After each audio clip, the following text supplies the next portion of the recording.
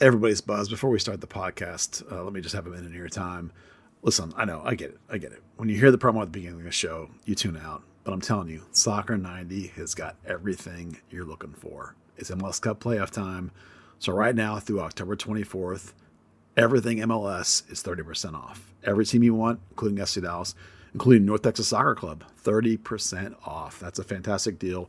Through October 24th, get your MLS Cup playoff gear there at soccer90.com. Yeah. Woo. Third Degree, the Third Degree Net Podcast. Third Degree, the Third Degree Net Podcast. Third Degree, the Third Degree Net Podcast. Third Degree, the Third Degree Net Podcast. Well, hello there, you jubilant and curious FC Dallas fan. Welcome to an episode numbered, I've forgotten. What is the number? That's 182. Oh, there it is. It's written in crayon. Number 182, right in front of me, of Third Degree, the podcast. Hi, it's me, Peter. And here, also, the bearded Dan Crooke. Howdy, Dan. Hey, how's it going? Excellent. Very, very excellent. And your hero, my hero, a hero enjoying what he's been waiting for so long. Editor, founder, Third Degree, the Buzz Carrick. Come in, Buzz. Hi, Peter. I'm a little confused about what I've been waiting for so long. I've a had fantastic, forever. sold-out home playoff win, Buzz. Oh, well, that's pretty fun. Have we ever had a sellout home playoff win in the history of this club? I did not think to look that up. I would assume not. I don't think we have. Yeah, I don't think so either. When was the last time we even had a home playoff win?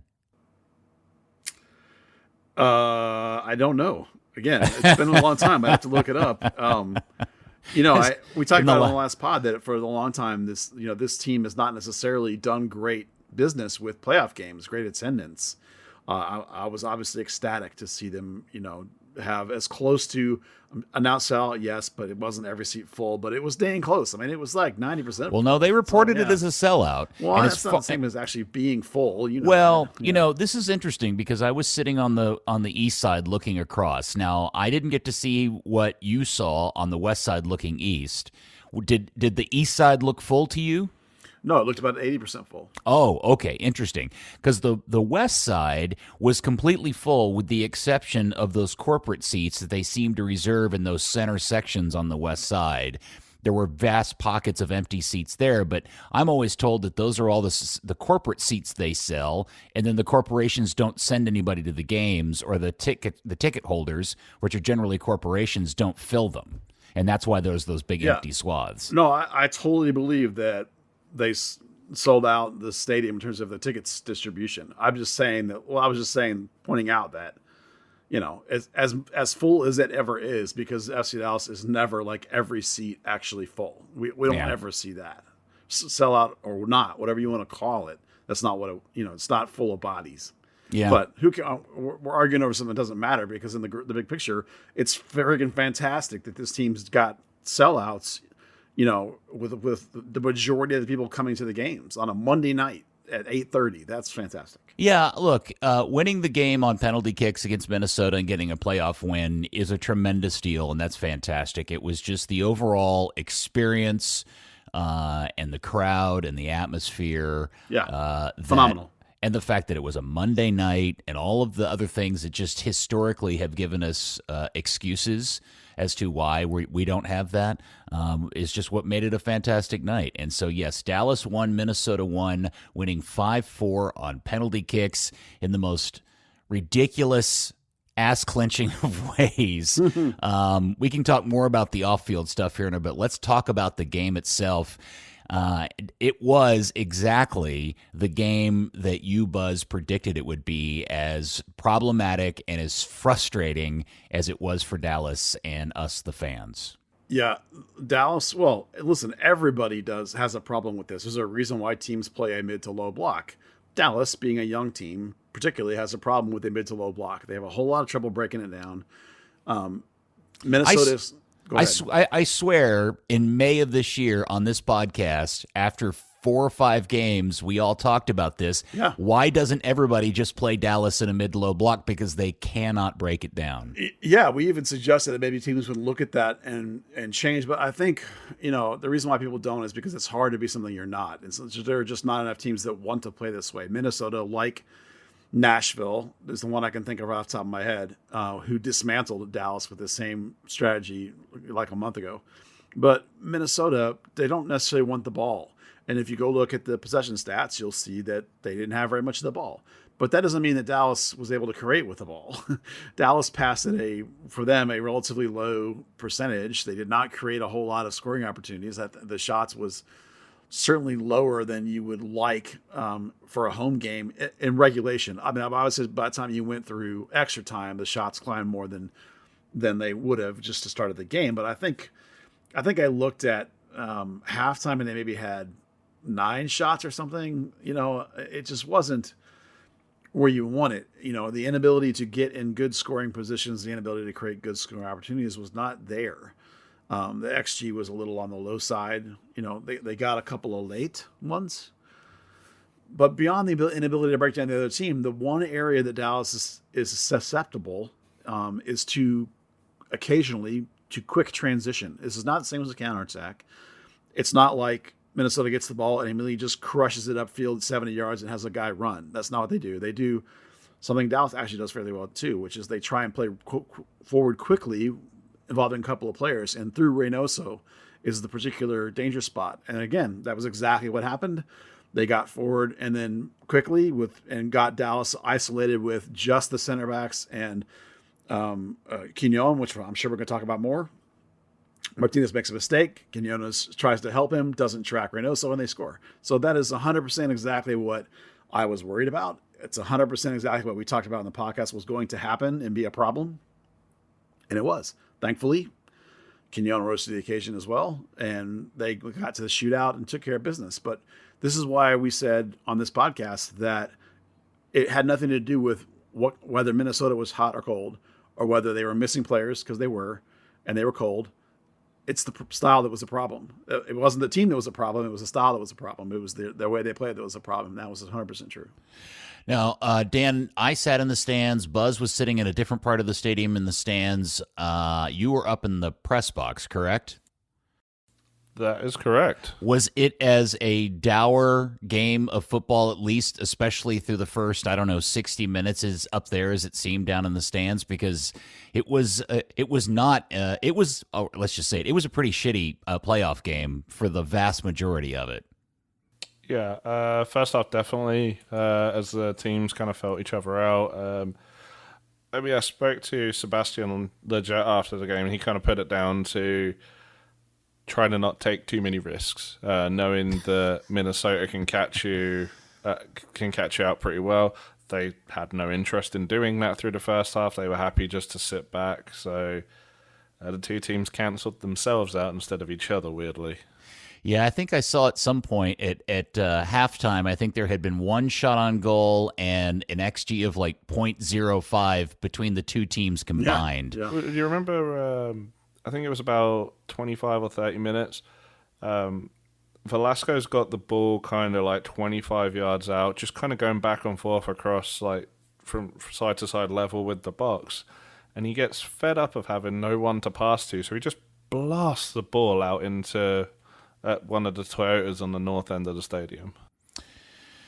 Yeah, it was weird, Buzz. And again, I'll be accused of humble bragging this, but I was sitting in the front row. I've gotten to sit in this particular this seat several times. Some friends of mine have had season tickets there for, I think, since the stadium opened, and I acquired one of their seats and got to sit there literally at the midfield stripe, which always gives me this really interesting point of view on Emma Tuamase, the Emma experience, as I like to call it. For over the course of the season, when generally I'm sitting up high like you do, Buzz, and I guess you're just more of a field tactical view.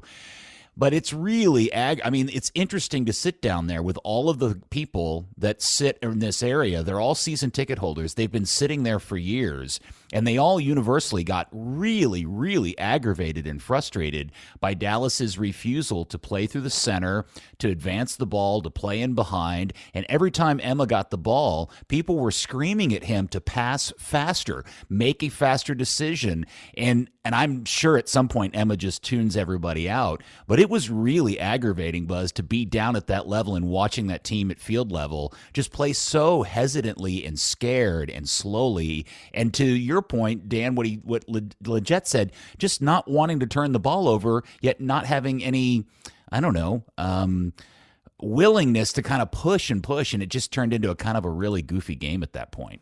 Yeah, I think what Dan said, from paraphrasing Leggett, was correct, because I think if you'd have been higher up, you would actually seen and felt that frustration with the whole team, not just Tuamasi. There was a guy sitting next to me who seemed somewhat knowledgeable about the game, and he kept saying, it's too slow, they're passing too slow, let's go, let's move the ball. And I think that comes back to, and I was in agreement with him as I listened to this guy mumble that, it comes back to what Dan says from Leggett, which is that I think there was a big occasion kind of vibe, and they're worried more about not making mistakes. So everybody in that whole team was not passing the ball with the crispness that they would normally do in the regular season, not quite the pace on the ball, not the willingness to make more dangerous passes. Minnesota's playing a flat 4, so they have 2 central mids, and that means that on the outside, both Farfan and Tuamasi, I have to worry about 2 guys coming at them from that space.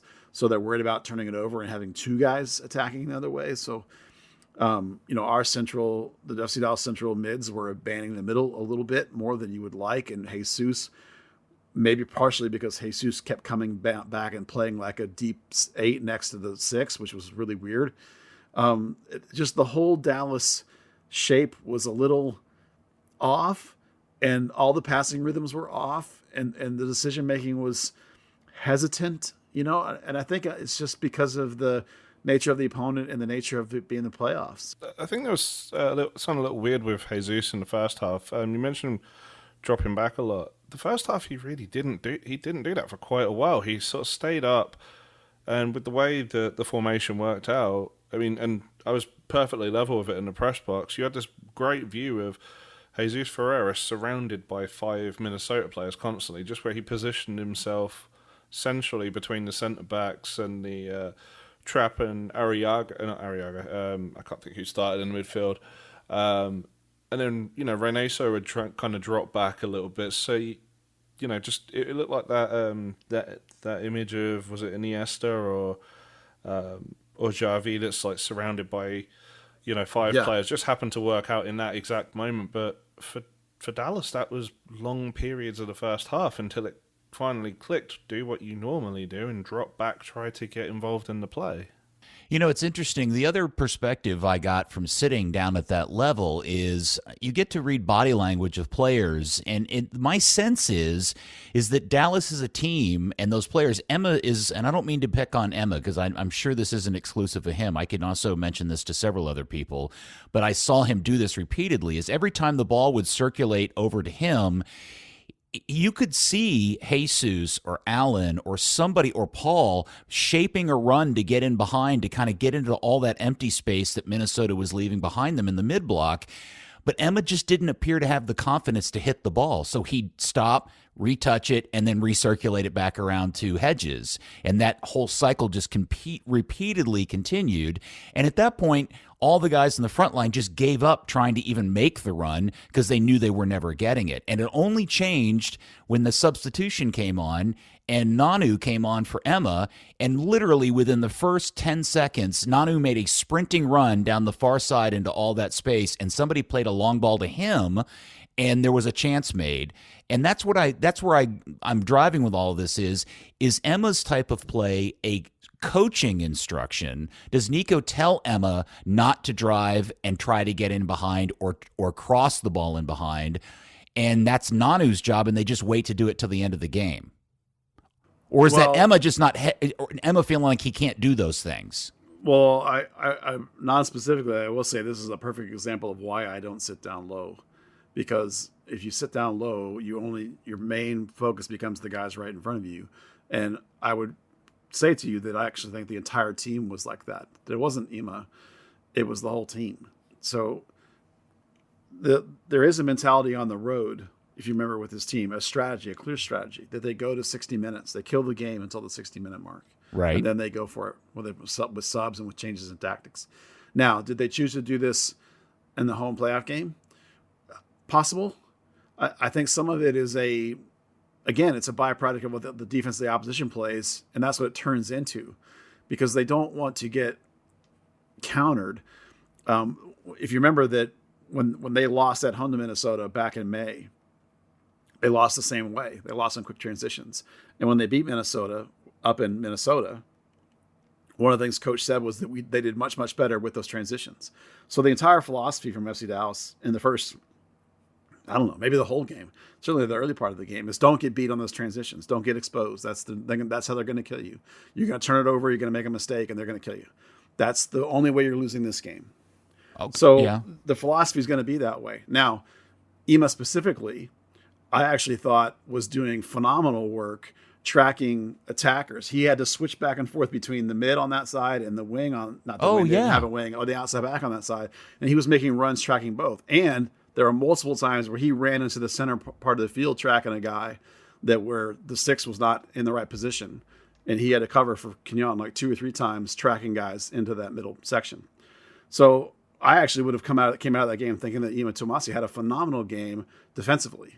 I would agree with you. Yeah, but I do agree that he, along with everybody else, did not do a good job getting the ball forward and getting those passes in behind and making those final passes. There definitely is a hesitation from him, but also from everybody else. That was one of the reasons why Velasco was my man of the match, was because early on, Velasco was like one of the only guys attempting dribbles at people and attempting an attack. The other way to break down a low block, right? You can pass around it, you can cross it over it, or you can go at guys on the dribble. And he and Areola ended up having 4 attempted dribbles each. But early on, I felt like it was mostly all Velasco that was doing that, and sort of had the guts for the moment from the beginning. So I certainly don't want to single out Ema in any capacity in terms of, because the whole thing was like that across the board from the team. Yeah, no, I agree, and I'm only mentioning Emma because I think Ema.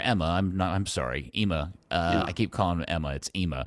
I mentioned him because, again, to your point, he was the guy in front of me, and that was the one that repeatedly just refused to make.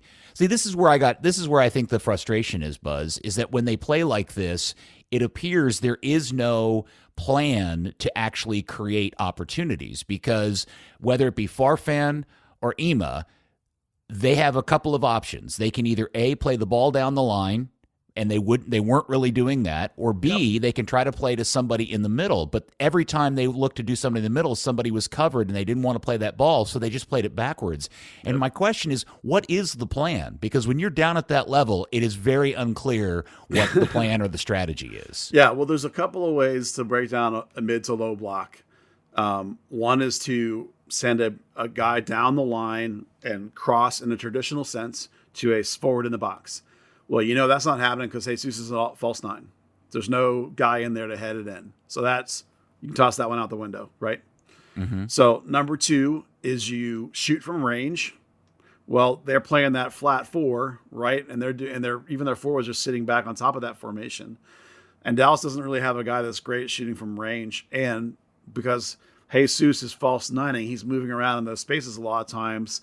The other midfielders are trying to take advantage of those gaps, etc. So there's nobody really no one's in a position to receive a ball in zone 14 and turn and get a shot off, because that's where, as Dan mentioned, Minnesota's collapsing on Jesus every time he tries to do that. So option 2 is out the window. So option 3 is dribble at people and beat them, either with a quick combination passing or beat them one-on-one with a dribble. Those are the 3 ways you can break down a low block. Or you can try and draw them out, but Minnesota's not going to do that. They're not going to draw out. And so you see Dallas trying to pass the Lucci ball, right? Pass the ball around endlessly, try and draw the other team out. Okay. Well, that's not happening either, because Minnesota's too defensively disciplined for that. They were actually trying a 4th plan. They were Paxton and and Seba are getting wide, and then they're just trying to loft the ball into Legit every time. Since, Minnesota, it's that nuance of not just a mid to low block, but they compact really centrally, Yep. leaving the wide spaces, and then try and force whichever winger is on the ball side sort of in behind them. It just wasn't. It seemed like it was the. It was the old joke about trench warfare in World War One. Hey, it didn't work the first 99 times. Why will it work now? Well, what I'm always confused by is the surprising stat we find out that Jesus is one of the fastest players in the league. Like, isn't he like second fastest in the league in terms of strikers?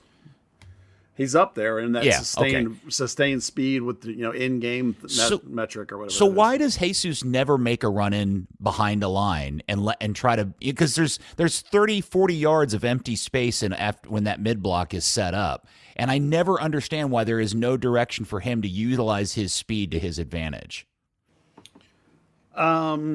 It's difficult. It's difficult when a team is playing mid to low block and sits so quickly. Minnesota doesn't leave you a lot of space behind. That's the draw them out. If you can get them to stay up higher, but they don't really do that. So, and he's not tall enough. I mean, I just feel like watching the game, it looked repeatedly like there was acres of space behind Minnesota's back line for Jesus or somebody to run in behind, and they just wouldn't.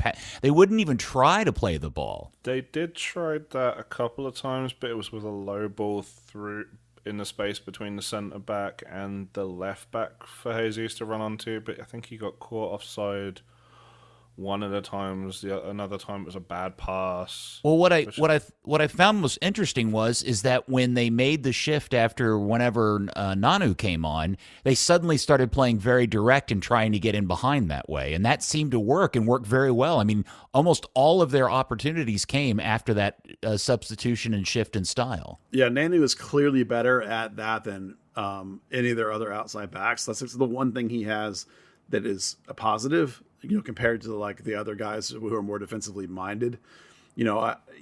Ema used to have that in his bag, but he's quit doing that when he's playing right back. It's one of the things that we'd like to, when we come to the off season, we talk about how you like to see guys progress. That would be it for him, is you want to see him get behind. You want to see him cross. You want to see him connect in the box, because he's not doing a very good job with it. And Nanu is much better. This comes back to the idea of you go to 60 minutes and then you bring in an attacking flavor off the bench at a place where it's not like Emo was terrible, in the sense of his defensive work, but you make that offensive gear shift, and Nanu's that guy. Part of it too with Jesus is that he's by nature an off striker, a false nine. He's not pushing that high line that you would. He's not bodying up with the center backs where he could explode past them to get in behind. He's usually pushed away from them 5 or 6 yards, and that's a tough ask to go from like a 5 or 6 yard drop to go by a guy to get into space. That's a lot harder than it sounds, even if you are quick. I think with the directness as well, it's worth remembering. Nanu came in at the start of extra time. They were going to go for it regardless at that point. It was that late. I had forgotten that he came on at the end. Yeah, it was just interesting how much the game changed and when they changed their style and started playing so direct, because it just, to me, looked like an opportunity that they were kind of foregoing the entirety of the game. The other thing that I really wanted to talk about was, Buzz, when the lineups came out, your comment in Twitter was that you were, I think, clearly disappointed that Facu had started the game. Yeah. Talk about that, your surprise, and then let's talk about, because I saw John Arnold's comment after the interview with him, and his comment is like, well, I played against Reynoso before. Yeah. I know how to play him, and that was something I hadn't even thought about. Yeah, look, that's clearly a thing, right? He knows how to deal with him. Reynoso was good, but didn't win the game. So, His punk ass. Yeah, he is a prick, right? Let's start first with the lineup question. So, down the stretch, I think Edwin Cerrillo has been very good.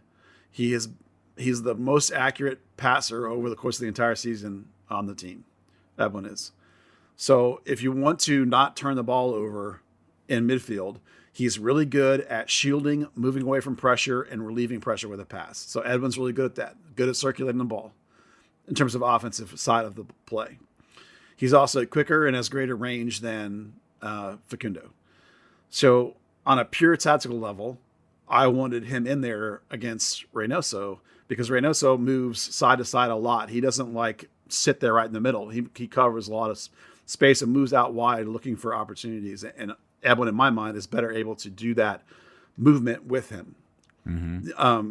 As we've talked about with Minnesota, they are dangerous and very quick in transition. Now, when you put Facundo in there, he is, as I just talked about, he's not as quick as Edwin. And Matt Hedges is no longer a spring chicken. And Jose Martinez has never been quick.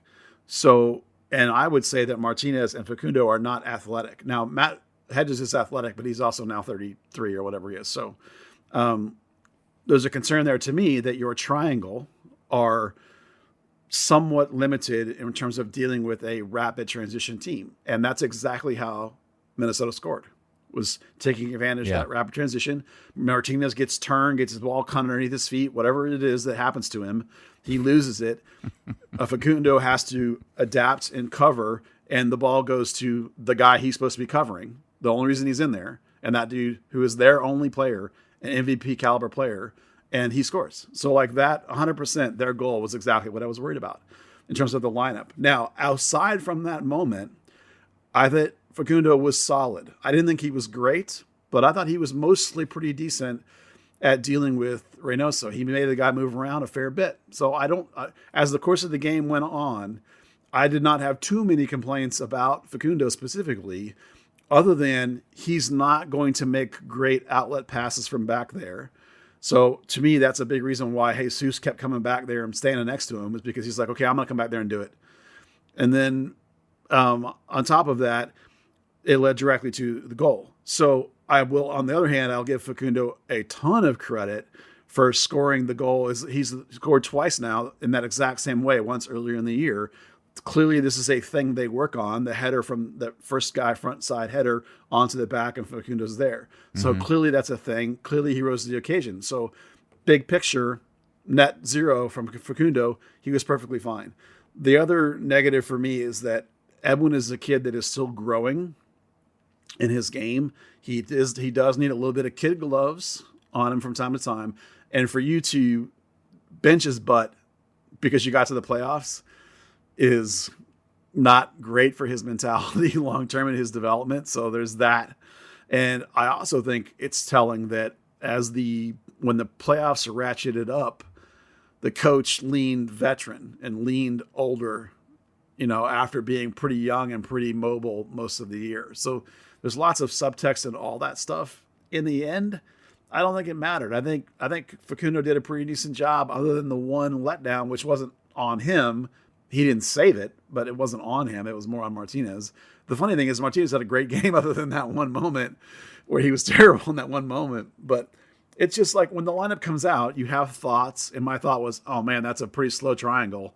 And that was the goal. And so when the goal happened, I was like, okay, look, that's exactly what I was talking about. Again, but he redeemed himself. So speaking of that triangle, one thing, and I don't know if it just came from kind of being that much higher up, and it may have played into the decision, is they were trying to play the centre backs more aggressive defending the ball. So Matt and Jose were chasing further up the field, and Facu was dropping in to replace either one of them. And Edwin, as a covering centre back, just isn't there yet. Totally fair. That's a legit comment.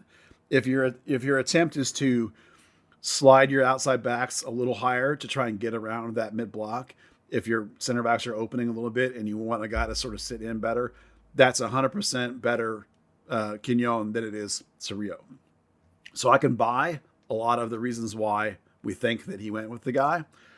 I just had reservations that turned out to be correct in terms of what it cost them. But then he did a baller move and got him back. So again, I didn't think he was bad. I thought he was actually pretty solid, other than the fact that the thing I was worried about was what cost him a goal.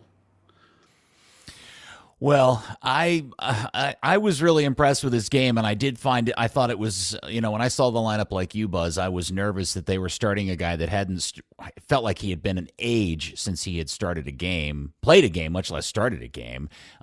Maybe I'm wrong about that, but at least to best of my recollection, it had been a while. And along with all the other guys that were out there that hadn't played, Alan Velasco starting his first game in forever, and etc. So it was not a great performance from the team, but I guess maybe that's what the plan was all along, was just kind of grind it out and find a goal at some point and just not give one up.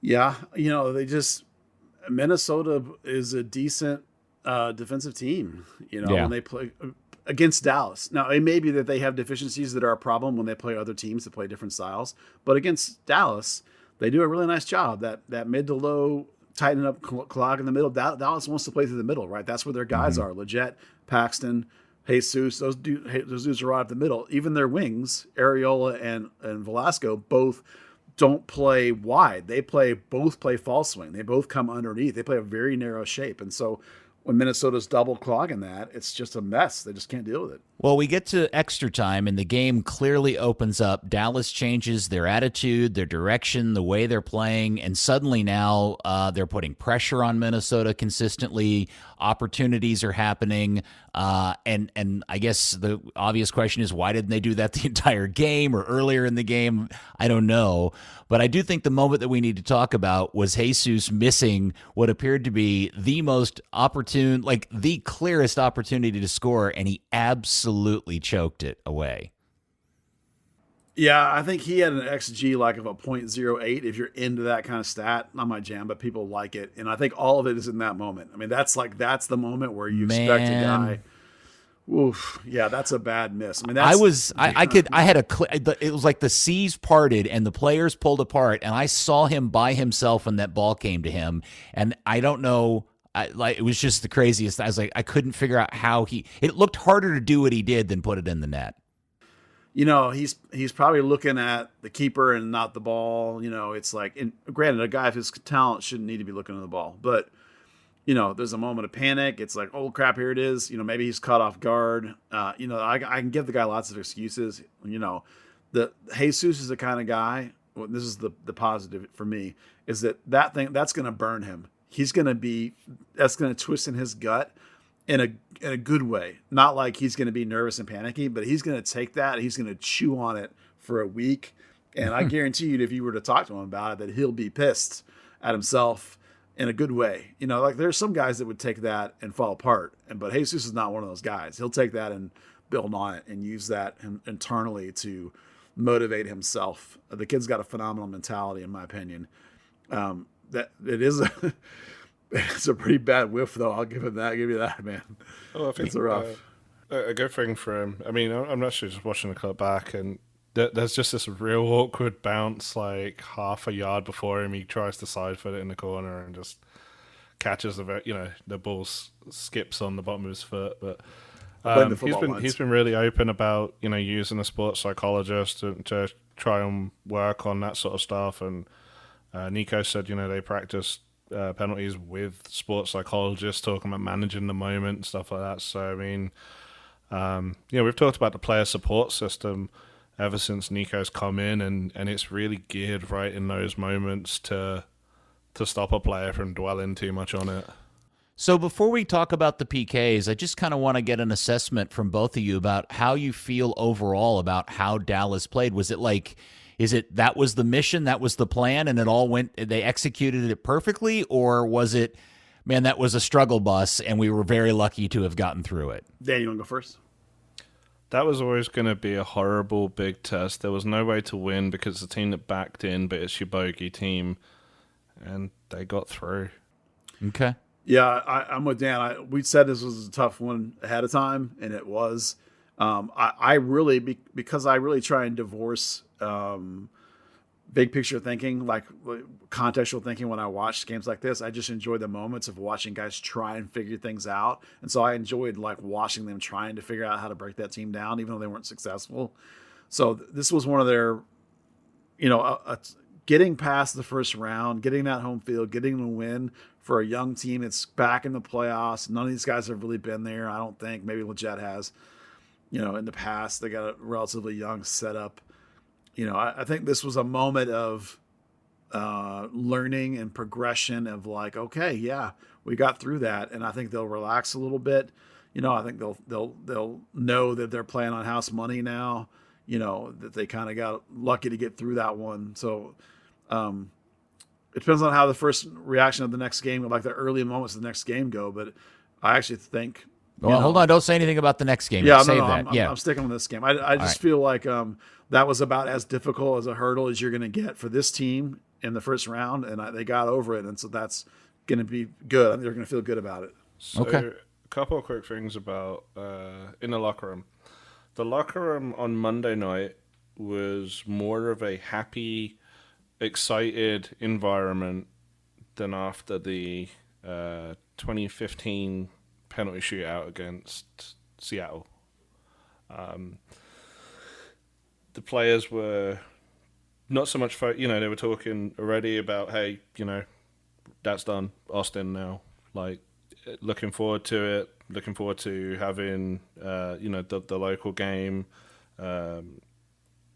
It just, I don't know, everything. As I was driving home, I was thinking about it more and more, like, that it was kind of night. The atmosphere was just kind of night and day from the 2015 penalty shootout. I don't know. The last, yeah. Yeah. And I couldn't put my finger on like why it should be like that, but that team is so together, and with the coaching staff, it's they talk about the new era and a new atmosphere and everything, and it was really there. It was very present. Just to underline the nature of this game, and I know it's overtime, but Jose Martinez and Matt Hedges had 130 and 136 touches each. And the next closest player below that was Ema at 83, and then Velasco at 75, and it goes down from there. So you can see that there was just an extraordinary amount of play going around that back line, looking for ways to sort of break it down. It's almost like old Lucci ball. They had 900 touches total, right? And the passes were up 775 total attempts now granted, overtime, so more, but 500, 600 is old school Lucci ball. And that's what that looks like, trying to break down that block. So that underlines the nature of the game. It looked like me. It looks like 500 after 90 minutes too. Yeah, it looks like it's like watching me with a Rubik's cube. It's like just trying to I can get one side. Oh wait, now, and then you screw it up, and you start over again. And that's what it felt like to me. It was like I was just watching me with a Rubik's cube, them trying to break down that mid block. And it was really and you could not figure out how they were ever going to score, because it just never it didn't look like that. But to be fair, it didn't look like Minnesota had any willingness or ability whatsoever to create any opportunities themselves, and that's why it was such a frankly, a really crummy game for the vast majority of it. Don't undersell losing Paxton at halftime, because Paxton will hit those gaps, and Brandon Cervania does not. I like Brandon Cervania as a player. He's not Paxton in terms of going at gaps and spaces and making passes into the box. Brandon's not the same player. So and I didn't think Brandon played poorly either. No, I thought he played okay. He just played a different game. I mean, they effectively switched into a double pivot with him and Facundo back, and then and I can't remember who they moved in the middle. I think it was probably Leggett. More as like a 10, rather than his 80 was. So that's a blow to you, whatever you were doing, because now your guy you've practiced with for months is now not in there. So it's, all right. You mentioned Paxton, and that leads me to want to talk about injuries, but I want to hold off because I do want to talk about the PKs for a second, because I was really, when I saw the after the game comment by the coach mentioning that they had hired a psychologist to work with them, or a trainer specific to working on PKs, and I was fascinated because I noticed this when we were watching it. I'm sure everybody did, about how deliberate and kind of purposeful the walk-up every player had. They didn't run up. They just took a very patient stroll to the ball. Everybody did it almost identical, and Coach mentioned that they actually practice PKs to include that walk-up. And did you not read that? I did, Yeah. but I didn't notice the walk-up part. Yeah. Oh, yeah. Like every player took their sweet ass time. Like they really were thinking about it. They got up there and they had a very clear plan, and everybody did it almost identical to each other. And I'm assuming that's a byproduct of the training they went through this last week. Yeah, I mean, everyone practices PKs. What's fascinating is that idea of practicing the whole rhythm of the whole thing and walking up. And that's fascinating to me. That's interesting. Yeah. That's the difference, right? You practice every team, every training session, they finish with some penalties or some kind of shooting drill. It's just guys kind of lining up, pissing about. It's not really anything structured.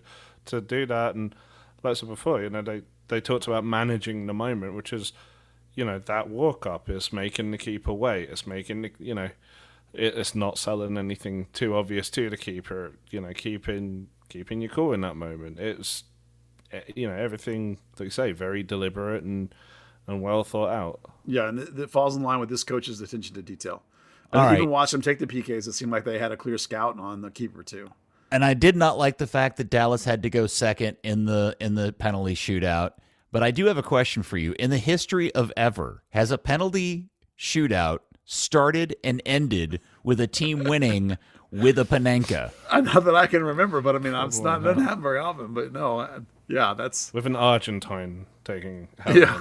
Well, no, because Hara took a Panenka and started it with the Panenka, Yeah. and Velasco ended it with another Panenka. double they're both Argentines. Argentine. Yeah. Oh, I see what you're saying. Yeah, they're both are. Yeah, no, it was. I was. Is there a part? Is there a part of you that gets mad at a player trying or executing a Panenka and a penalty kick in a playoff shootout like this? Well, if they get score saved. it. Yeah.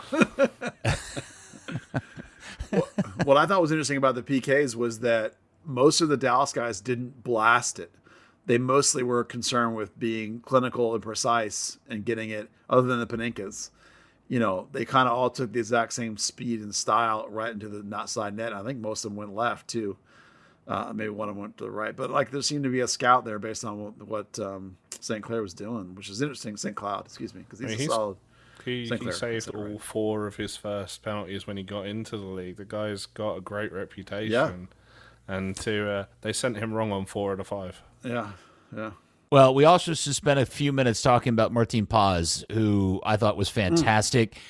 He did save Will Traps, which was the difference in the shootout. He was so close on a couple of others as well. I think was it the third one, Arriaga's, he almost saved? I can't remember who it was. Yeah, the one it was blasted. to his left, and he almost got his fingertips on it. That was the one. Yeah, the one that was that one blasted kind of high in the corner, and he got close to. But yeah, there's I think it was Arriaga. He put it right in the side net and just out of Martin's reach. Well, he had a really nice round, and all of it went very well. And so kudos to Coach Nico and the staff for making sure that they're training both the kicks and everything, the whole process of executing that entire thing went exactly to plan. And frankly, that's what won them the game, right? So, funnily enough, I asked about Martin's performance in the game, and more specifically the shootout to Nico afterwards. And his response was basically, well, he didn't have to do shit all in the game. Nothing whatsoever about the penalties. Just, he's a special goalkeeper in big moments. And, he's committed to the club. Yeah. Yeah, you only got to save one, and it was a good one. That's for sure. Yeah, he had 2. I was trying to say, it says here he had 2 saves. Were either one of those bad? There was one decent one that was a decent, I pretty guess quick. Yeah, They were kind of from long range, so it's not like he had to make a big diving save, but it was like, there was some pretty crisp ones. Robin Laird had one that he really should have scored 10 minutes from time. There's a save in there that was actually pretty sweet now that I remember it. I don't remember when it was or who it was off of, but off the top of my head. Yeah, he's been great this year. We've talked about the Areola pickup and the Leggett pickup and Velasco's, big money deal. But really, that one of the things I don't think we've spent enough time talking about is just how solid Paz has been, and the fact that somehow they found him and brought him in and got him to sign a deal and stay, and I mean, I think what was I tweeted the other day that his GAA was like tied for the fourth lowest in club history. He's had a great season. He's a big part of why, this defense was bottom of the Western Conference in terms of goals allowed. You think back to 2020, and Jimmy Maurer had a really great season with a really low GAA, and that team's defense was pretty good, and Dallas was in the playoffs. And then 2021, Jimmy did not have a good season. Collectively, the whole defense didn't, but Jimmy in particular didn't, and they let in a fair amount of goals, and they were out of the playoffs and had way too many goals against. And at the end of the season, remember, it was all about fix the defense, fix the defense, fix the defense. Well, they did. Lowest of the Western Conference, so he's a big part of that. You've also got a guy who's really good, tied down, and his peak isn't even going to be for another 6 years. Yeah, that's true. Yep. That's very, very true. Okay, so before we get into the next game, just real quick, Buzz, what is the update? Because at the end of the game, we had seen Paxton go out with an injury. We had seen Farfan go out with injury. We saw Jesus limping around, grabbing his knee or his calf or something. Yep. And Areola obviously went out with some sort of groin injury. So any updates on any of those four guys? Yeah, the only one that didn't train was Paxton. Everybody else was back in sort of recovery training, but at least they're moving and they're involved. It's not apparently just maintenance. This is the kind of year where everyone's got a little something. And the one that concerned me the most actually was Jesus, because he was right in front of me when he sat down. He was not grabbing his calf. He was grabbing like he had an ACL. Yeah, he was holding his knee, and he was putting pressure on the tendon on the front of your knee, like right below your kneecap, on the outside. The patella tendon. On the outside. On the outside, on the front, below your kneecap. Kind of like when you have shin splints or maybe a little tendonitis. He's pressing on that. And then he didn't run much after that. So that's the one that was worrying me. That was not a cramp. That was something else. Nico did say after the game that they thought he was just a little bit of cramping, though. So they may have thought that, but that's not what he was doing, because he's literally like, I'm sitting in that section above him about 30 feet up, and I'm watching him press right there where that tendon is with his thumbs. Yeah, I was kind of looking at it like I just saw like his the backs of his hands are under, his fingers are under his knee, and I'm thinking, oh crap, he's doing the ACL test, and then I don't know if you noticed it, but while Nico was talking to the penalty shooters, the only one not there was Jesus. They were trying to get range of motion in his knee and his hip. I mean, he hopefully seemed fine in the shootout. Yeah, hopefully he's just a knock. Just like everyone at this late stage season, everyone's got a bunch of little things. This is about when you're a pro, taking care of your body, knowing how to get through the week. What kind of treatments you need for your thing. Paxton's the only one that's a concern that didn't train according to reports that came out today. So is it if he didn't say did need to find out the grade of the hamstring injury? Yeah, man. Yeah. If you pull a hamstring and they're wondering what a grade is, the odds of him playing this weekend, that just feels and smells really low, unfortunately. Stinky. Yeah, that's not like good. if they're gonna have to go MRI it, that's worse than we'll shake it off and wear a wrap on it over the next weekend, I would think. Yeah. But that's just me playing a doctor on a podcast. Right. Okay. Wait, you're a doctor? On the podcast. I'm just playing one on the podcast. Dr. Peter. Yeah, thank you. Thank you, Nurse Dan. Okay, so up next, oh my gosh, the headquarters at MLS on Tuesday morning were all a Twitter as they got the Western Conference semifinals they dreamt of. They got the El Tráfico Derby and they got the I-35 Derby. They got to come up with a better name for this. Because Texas Derby is Dallas-Houston, right? Yeah, it is, yeah. All right, so we got to come up with a better Dallas-Austin thing. The I-35 battle, the battle of cities that hate each other. I don't know, are insecure about each other. I don't know what it is, but we got to come up with something.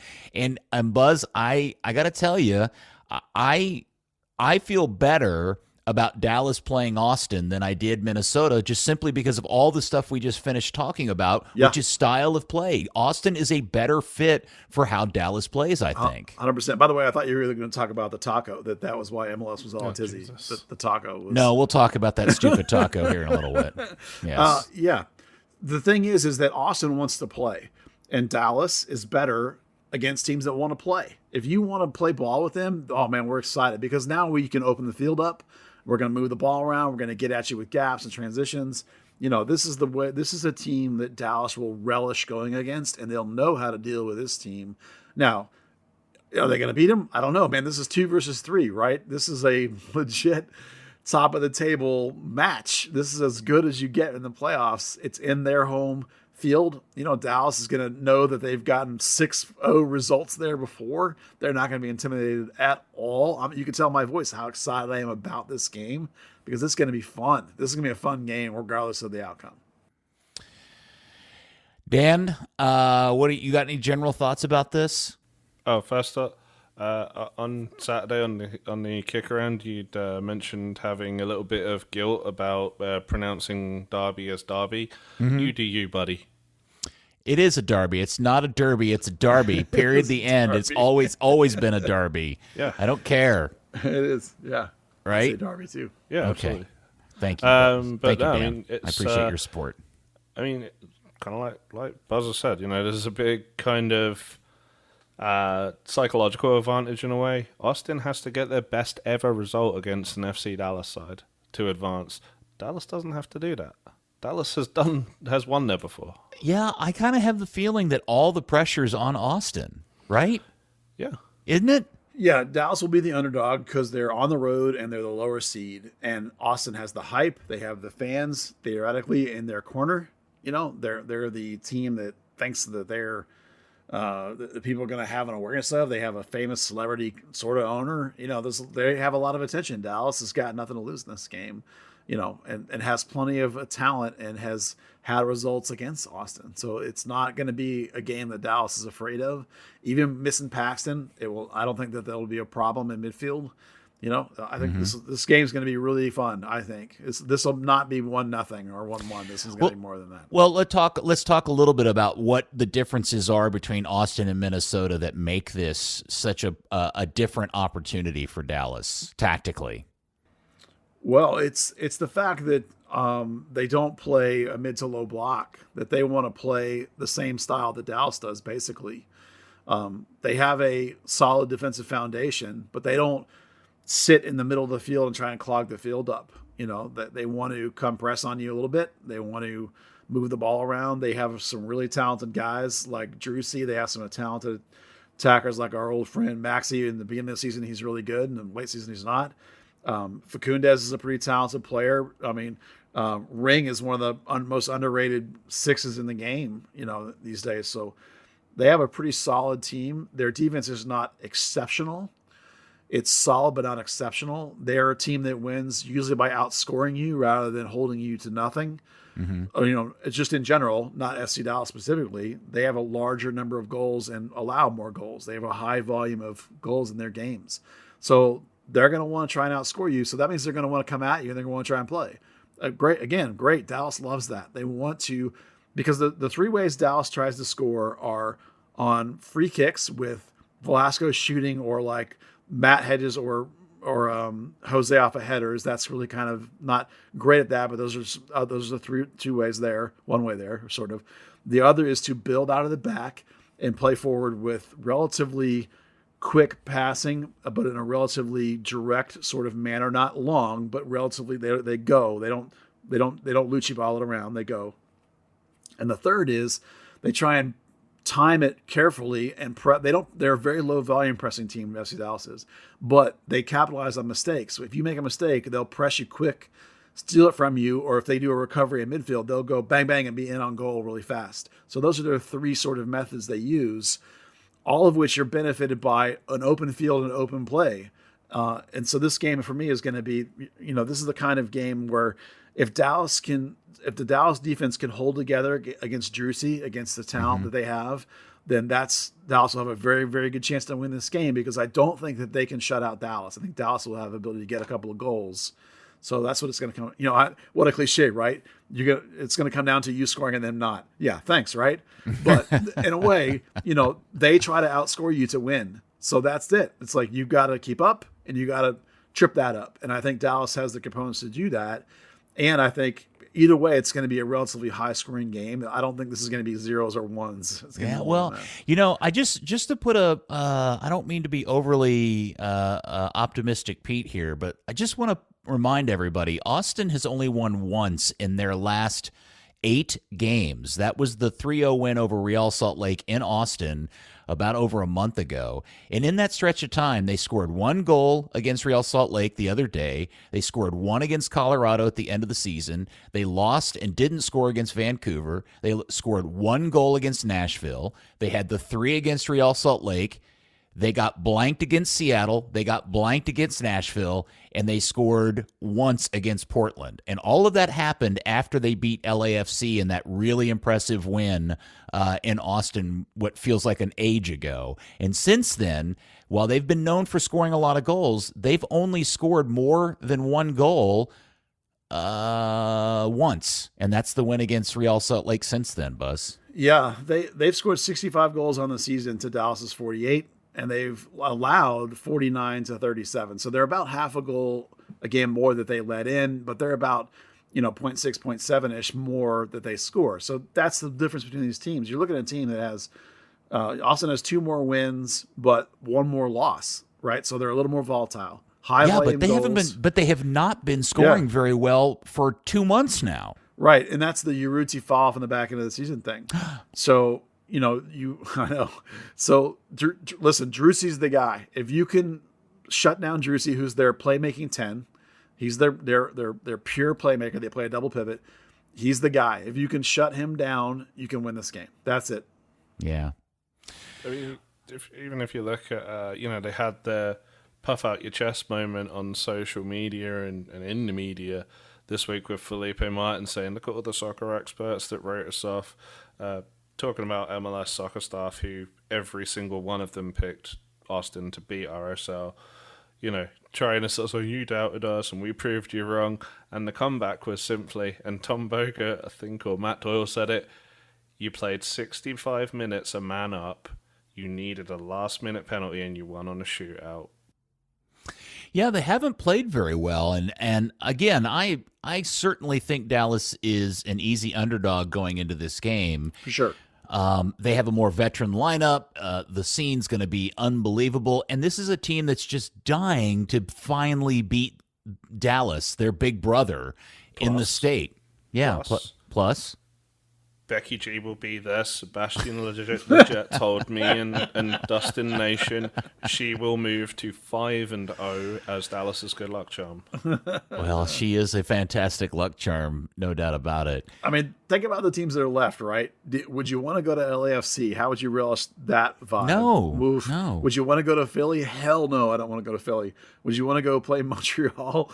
Galaxy at home, Cincinnati and MLS Cup. Let's go. Yeah, listen, this Austin, of the teams you could have got, which is only Western Conference, of course, you weren't going to get LA Galaxy because they finished behind you, but they're way over in the bracket. But against Austin, this is as good of a road semifinal that you could ask for in terms of as bad as the Minnesota matchup was in style. This one is as good in style because it's an offensive-minded team that allows goals.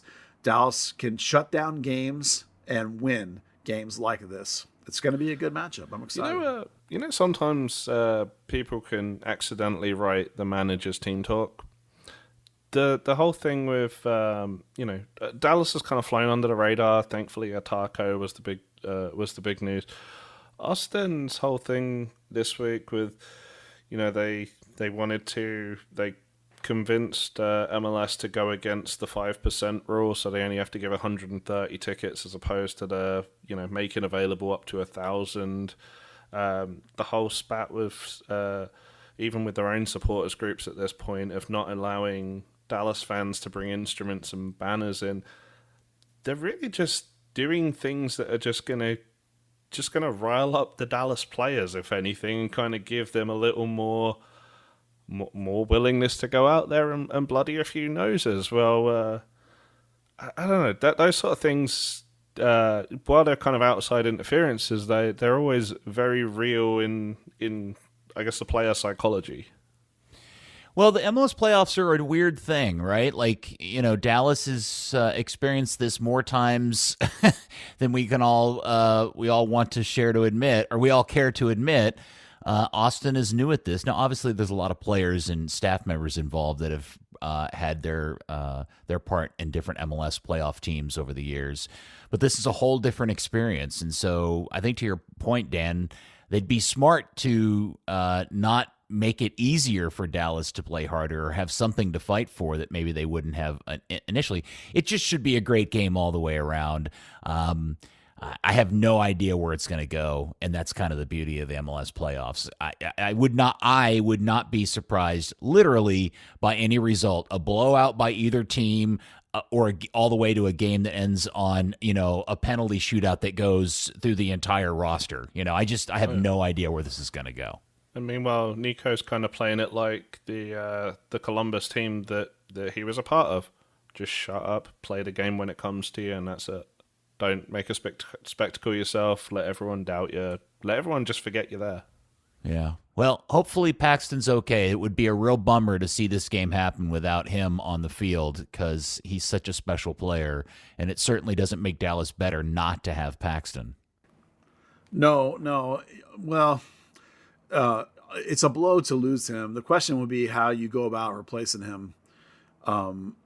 If it was just a regular season game, my instinct would be that stick in Seguin and Sebling because he's the closest to Paxton in terms of that burst forward kind of thing. But given the way the coach in the last game sort of went veteran heavy, it won't shock me to see Brandon Cervania start and then use Siki off the bench as that attacking punch, say 60 minutes, like we keep talking about with this club on the road. So there's two sort of thoughts there about how you replace him. Obviously, if Paxton's fine, then he's the guy. If he's mostly fine, then he'll be on the bench too, in my mind, as a option, depending on how he's feeling on the day of. You could bring him in.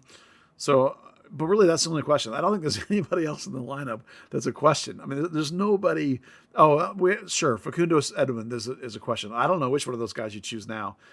So you just have to think to yourself, which one of those two guys is a better matchup for Drusi? Right now, I couldn't even tell you what coach would pick. My instinct is that Edwin is more mobile and can track him better. But we already learned that he liked the veteran in the last game, and Quignon wasn't terrible. So maybe that's the answer again. I think I'd go with Edwin, right? Who, dance with those that brung you. He's the one that played whole back half of the season. So those are your two question marks: Paxton and Edwin Facundo. All right, so Sunday night, 7 p.m., the game is on Big Boy ESPN, and it should be absolutely scenes in that place. As we know, they've got a decent atmosphere happening down in Austin. Dan, you mentioned some of the stuff that is going on off the field, the weird FO decisions. I understand that they're the home team. They've earned the right to set the rules. I get all that. And I even understand the whole thing about the tickets. I know it seems like a crummy thing to do for away fans, but if they can sell those to home fans, I get that too. It's the weird decision about not allowing the supporters groups to bring instruments and banners in. Is that just them being jerks about this, or are they worried that they're going to be used as weapons or something?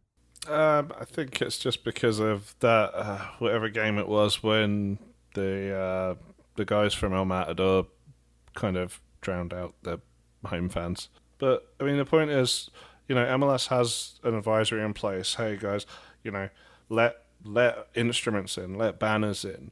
Austin bring banners here, Houston bring banners here. The only time they didn't was when they had that sanction for setting off flares next to the exits at Toyota Stadium. It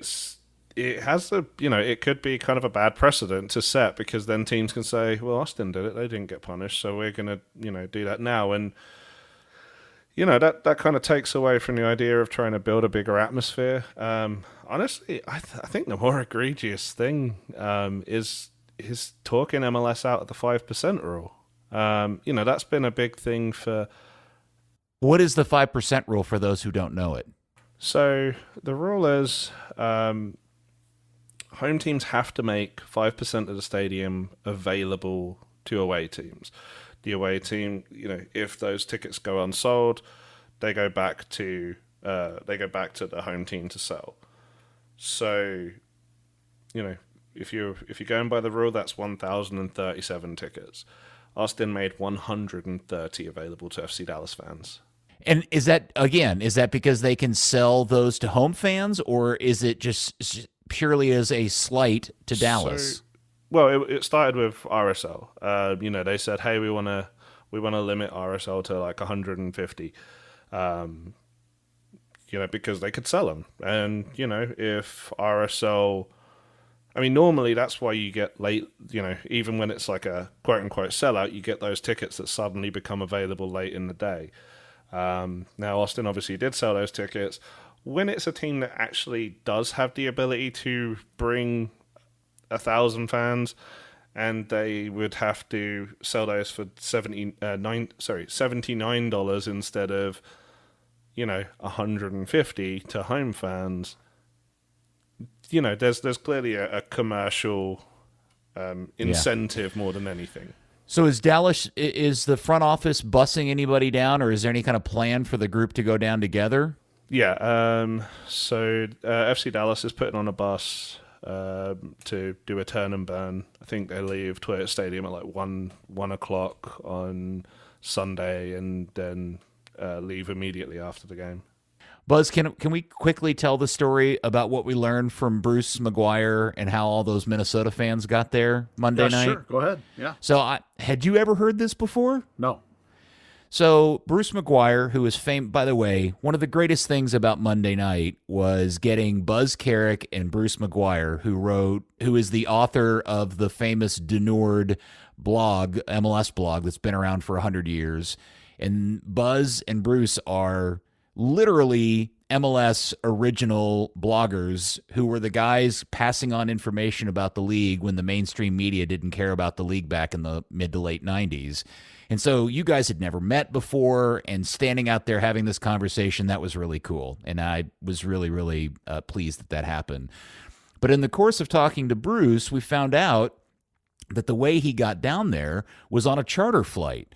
And my reaction was, "Oh, you flew down with the team?" He goes, "No, the club got a charter flight screwed together with Sky Country, which is a charter airline that actually just happens to be based in Minnesota, but is also the airline that the league has partnered with for when the league allows clubs to do charter flights to games for their players and staff. That whatever that rule is, however many games they're allowed to do." But what Minnesota does is they actually coordinated with Sky, and have been for a while, to book charter flights to away games for fans. And Bruce told us that they flew to Dallas on Monday afternoon and then turned around and got back on the plane like at 12:30 or 1 in the morning and flew home. He was home by 5 o'clock in the morning on Tuesday morning, and it cost him $38 round trip? I think that's what he said, yeah. 138 for a charter flight. That's unbelievable.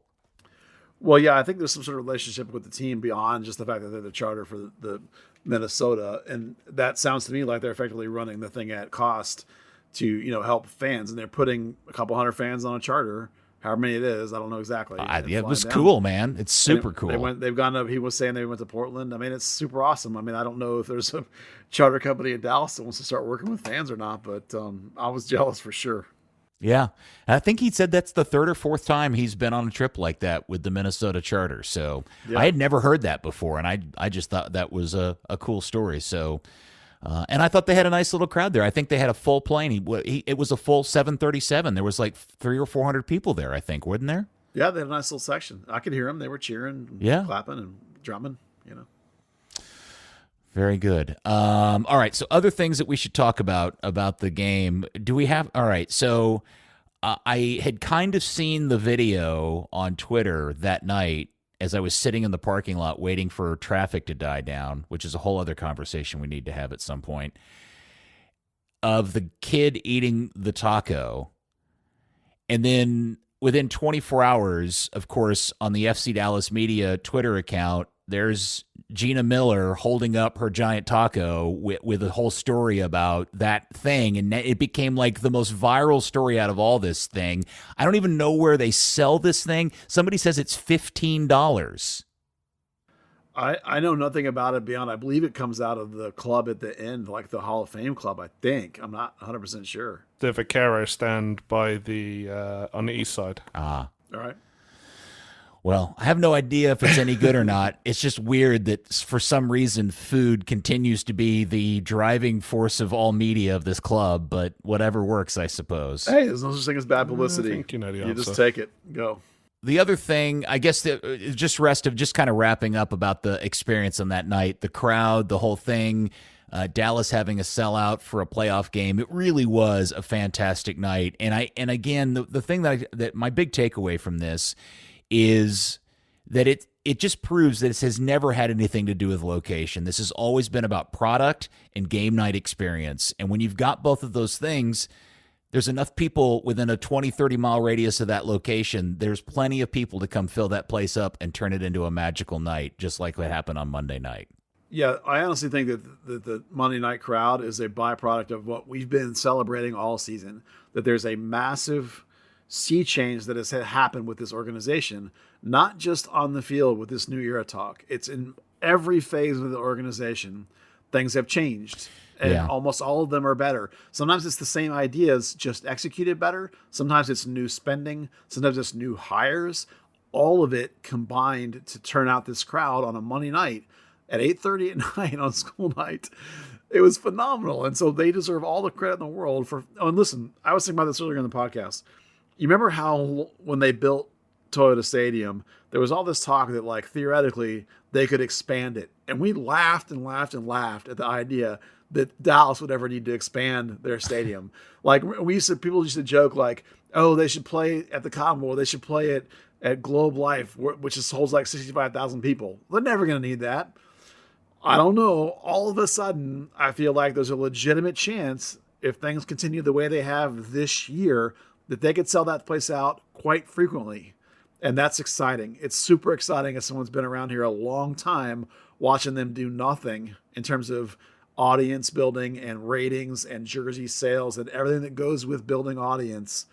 To finally see it happening is so, so exciting. Well, all of the, stereotypical supporters group drama aside, those groups have done a really good job this year of consistently filling up that section in the corner. Yeah. And I really am very serious when I say, if anybody could ever talk the Hunts into tearing down that stage and replacing it with a really good, appropriately sized, safe standing area for whatever that number is, 1,000, 1,500, or whatever it is, 2,000. I don't know what that number is, but if they were to replace it with that, I have no doubt in my mind that thing would be full game in and game out, because that's the cool thing to do. And if you have that kind of atmosphere and that kind of thing set up, I think people wanting that will drive from great distances to enjoy that game in and game out. And Dan, do you agree with that idea? 100%. But the problem you have is, FC Dallas very purposely moved away from the beer garden, from kind of using that space. And after the bike racks they put in, they definitely don't want to spend the money to get like the real safe standing. I have heard Dan Hunt specifically say to some of the supporters that if they continue to grow that section, that they are interested in extending that section one way or another to have a larger section. But he is 100% in on keeping it down there at that tunnel on the south end.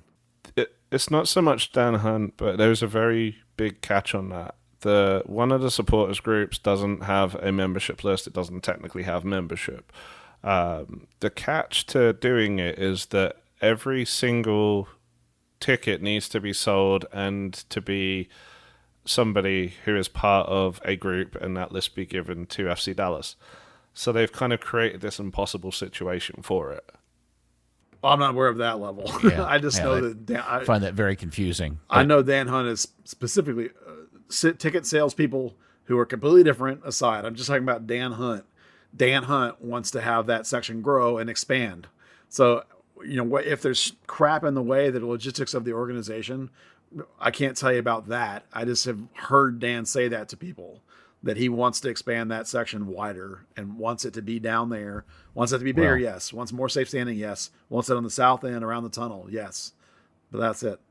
Well, the irony of all of this is, and we've talked about this on the pod before, is that a lot of the changes, both on and off the field, that we've seen have this immediate success are by and large things that we have talked about for what feels like eons, things that we have wanted this team. Yeah, not just us. Many people have, both on and off the field. But really, the greatest irony is the biggest driver of those changes and the fact that they were successful in enacting them so quickly is, frankly, Austin FC.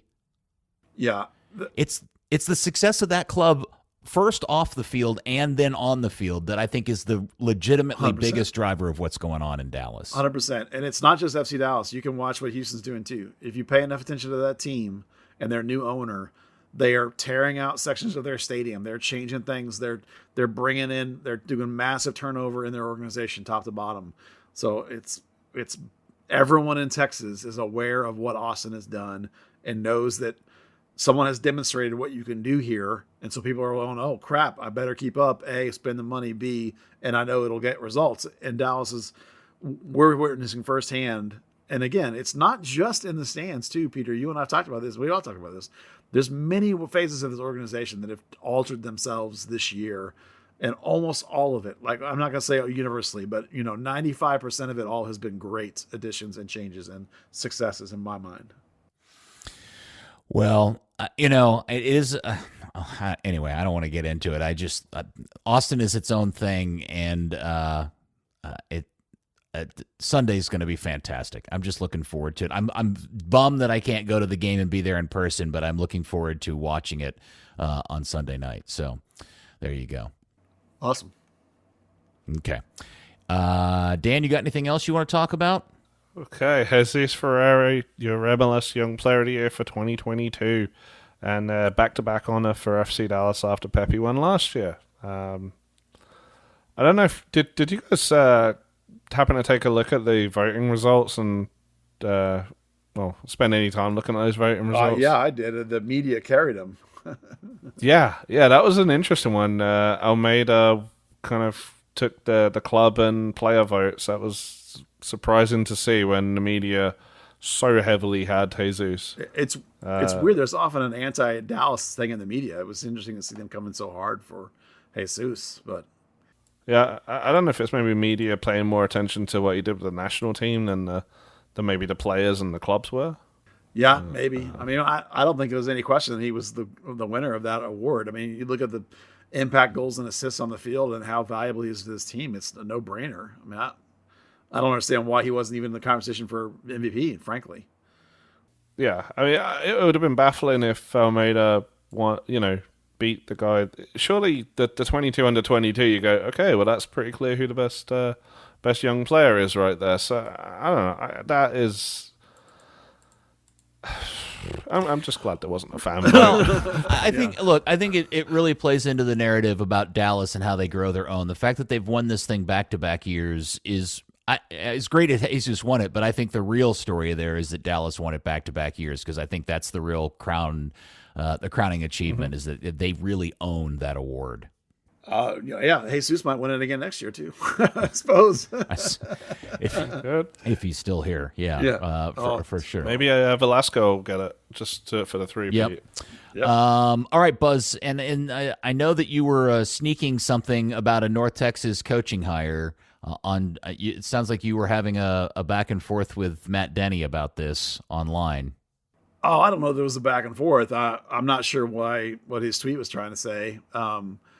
I have since learned, since I originally said that I had tweeted out that they had picked their coach, or hired or decided who they're going to hire, whatever it was. I've since learned that it's actually a person inside the organization already. So maybe that's what he was trying to laugh about, the idea that they had hired him or something. I mean, I don't know why the guy wants to take shots at my writing, since I'm the only one that covers the damn team. But anyway, North Texas has indeed picked their coach. It is indeed somebody that already works for the organization. So that's all I can tell you, or that's all I know at this point, and all I can really tell you. But which is potentially, I mean, that's the way I kind of, read his tweet with the quotes around hired. I mean, I guess. I mean, I don't. It kind of was weird to me, but no one else covers him but us, so I don't know why. And they're hey, gonna He's argue not with us. from here. Okay. He doesn't get the, it's just, I'm Yes. sure it was lost in translation, Buzz. I'm sure he didn't mean anything by it. Yeah, maybe.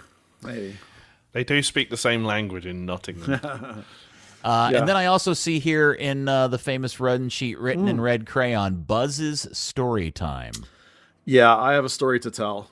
I'm going to be careful with this one again. Uh-oh. Yeah. So I'm going to tell you some factual information, and people may go do with it what they will.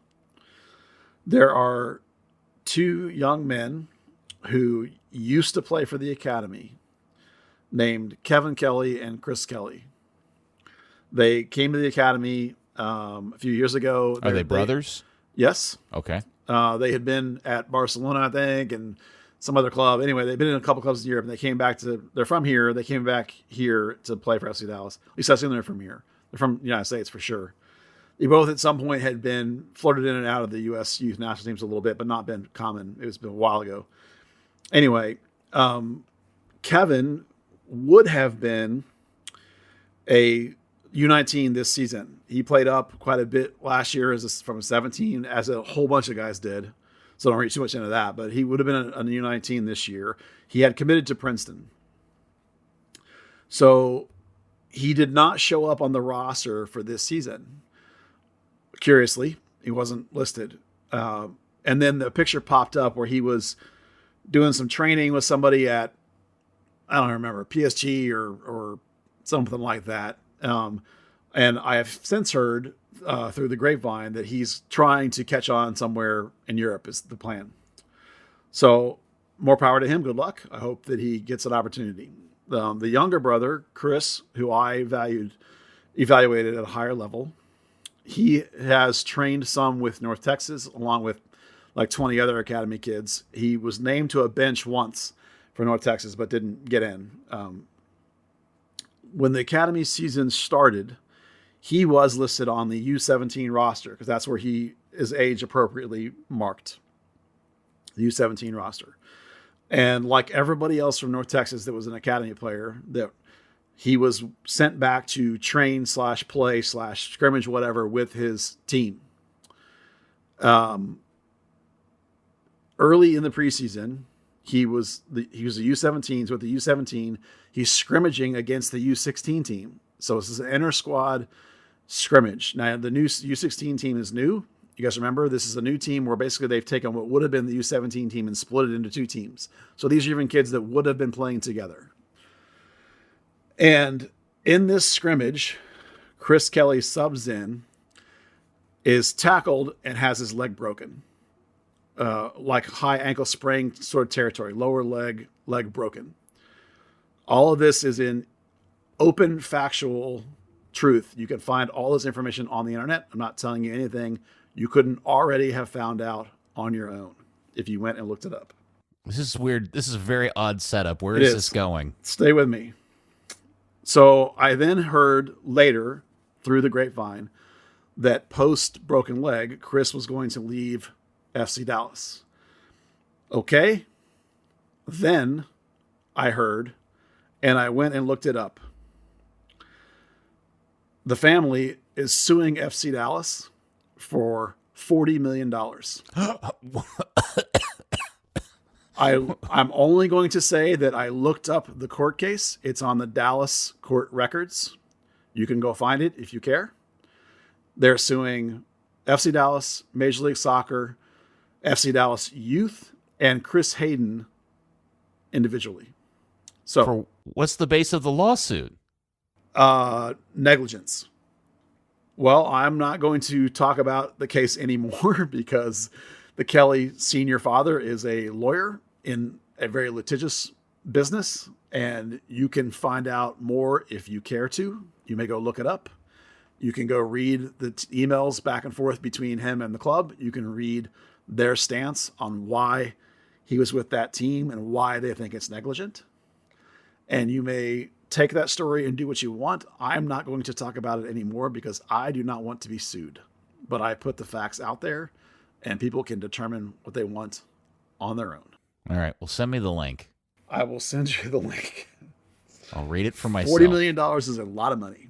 So it's an interesting situation. I can't think of anything remotely like this ever happening before with MLS that I can think of. So it's a crazy story to me that this sequence of events has come together as it has, and it's going to be fascinating to watch it play out. I don't have any secret privy of information about anything beyond it, other than someone, said, "Hey, follow up on that. It really has been filed." So I went and looked, and there it is. And yeah, so that's a story that I wanted to tell. Wow. Yeah, I mean, I don't have a strong opinion about the validity of it. $40 million sounds like a lot of money to me. I'm not a lawyer. I think it's. I mean, it's not insigne money, close, but Yeah, I mean, it's up there. I mean, that's a lot of money. That's. Oh, come on, that was a really, really good MLS joke, and you just totally whizzed right by it. Yeah. Well, right. So anyway, Okay. this has been an interesting year with FC Dallas, North Texas SC, the academy, in terms of things happening, going on, and this is a different version of different things. And man, what a year! Well, anyway. It's interesting. When you're dealing with kids and kids' futures and all of that stuff, frankly, I'm surprised we don't find out that Dallas or other MLS teams don't get sued more often for all kinds of weird stuff. Yeah, I'm sure that there's, again, I'm not a lawyer, and non-specific to this case, I would imagine that there's a level of understanding. Like, you can't, when you go to a baseball game, you can't sue a baseball team if you get hit by a baseball in the stands. You're knowing that you're partaking in something that is dangerous. I would imagine playing for a competitive team is like that. You don't hear about people in college, I don't think, the future NFL guys suing colleges because they get hurt in a scrimmage. Maybe I'm just don't know about it. Maybe it happens. So I don't, again, I don't want to dig into the details of the case or the validity of the case, because I am 100% not a lawyer, and I do not have a dog in this fight. But I thought people would be interested in knowing, because I think it's a newsworthy item that a player is suing the academy that he plays for. Yeah. So, and the details that I've mentioned are 100% available and out there in terms of news. We get it. We get it. All right. You've covered your bases. Yeah, your ass is covered. Bets. Yeah. You've got a giant blanket over your ass. Yes. Yeah. You're fine. I don't want to get sued either. You're not going to get sued. You haven't done anything wrong. Don't worry about it. Well, if you were that worried about it, you wouldn't even have mentioned it on the podcast. No, but I think, I attempt to have some level of journalistic integrity, and when we're not in England, Buzz. These things, I try and bring them out, without casting judgment or making value statements. So, all right. Yeah. And anyone who wants can go Google it and look it up and read about it. Read about the case, because legal cases are public domain. I mean, it's out there, right? It's court filing. So you can go download it. Buzz will send me the link, and then you guys can all DM me, and I'll share the link with you. I don't care. Sharing a link isn't going to get anybody in any trouble. I'm telling you it's out there, so you can go read it. Okay. Well, I was just going to save people time because you already have it. So just send it to me, and I'll send it out. I don't know. We'll figure something out. All right. Anyway, that's my story time. Very good. Well, man, I enjoyed Monday night so much. I'm so glad I got to go. I'm so glad I got to see Buzz. Dan, I'm sorry I didn't get to see you. I'm sorry you were doing all the heavy lifting and actually working. These things happen. Yeah, I got there a little late. I was, I did want to catch you before the game, but, such is life. Well, wow, really, kickoff was so far after 8 o'clock. I thought you'd have been there. I apparently smarter than FC Dallas advertising the game 38 minutes. Yeah, well, here, let me share something with you. So I was I ran into one of the front office people, and we were talking about the game and the attendance and everything, and something was said to me that I believe all of the things that we all think about when we're trying to get into and leave the stadium area via all the limited exits, the ingress and egress. apparently there is a conversation. I'm not saying they're getting anywhere with it, but I think they're working on trying to improve all of that with the toll road and everything. Yeah. Which is really a significant problem. I mean, the fact that there's really only one lane ways to get in and out is with the club. The more and more successful and the more times they have these sellouts, that becomes a more and more obvious problem. When there's 6,000 of us in that place, we all buzz in and out as quickly as we want to. But on nights last night, I ended up sitting in that parking lot waiting for traffic to clear out till, good Lord, I didn't get home till well after midnight. Wow. So it was not like some people who bring their trucks and drive over the median so they can just exit illegally. Oh, you just destroyed my secret.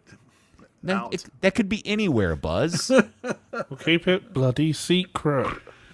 Not everybody has a 4x4 jacked up like Killjoy, you do just with wreck it. Yeah. you're rolling coal in your giant Oh, I'm truck. definitely not rolling coal. I'm fuel efficient, my dude. If it's any consolation, I didn't get home till 1 a.m. Well, that's because you were actually working. Yeah. God bless you. Hey everybody, it's Buzz again. Thanks for sticking with us through the podcast. Don't forget, Third Degree the podcast is brought to you by Soccer 90, FC Dallas, Houston's national team, international club gear, jerseys, tees, scarves, everything. And for the MLS Cup playoffs right now through October 24th, everything is 30% off. All the MLS gear is. North Texas Soccer Club gear is 30% off. Soccer90.com now through October 24th. Get yourself some swag. All right. Well, very good. Congratulations, men. Mission accomplished, at least that mission. Now, next up, Austin. I hope everybody has a good, safe time if you're headed down there. Dan, thank you very much, sir, as always. Good work. Thank you, Peter. Excellent. And Buzz, awesome. It was so fun to hang out with you and see you and Bruce together. That was a real treat. Super cool, old school MLS 1.0 treat. And thank you, FC Dallas Curious fans. We look forward to speaking to you next week on another episode of Third Degree the podcast. Yeah, yes. More playoffs. Woo! Woo! Third Degree, the Third Degree Net Podcast. The Third Degree Net Podcast. Third Degree Net Podcast. Third Degree Net Podcast. 25 long hard years, yeah. Buzz Carrick, yeah, the man. 25 years, you better be giving this man at least $5 a month. Patreon Third Degree, come on. Pay the man, it's the only comprehensive coverage of my fucking club that I love so much. Hey, come on, it's Third Degree or bust. Yes, give the man some money. Hey, Third Degree Net Podcast.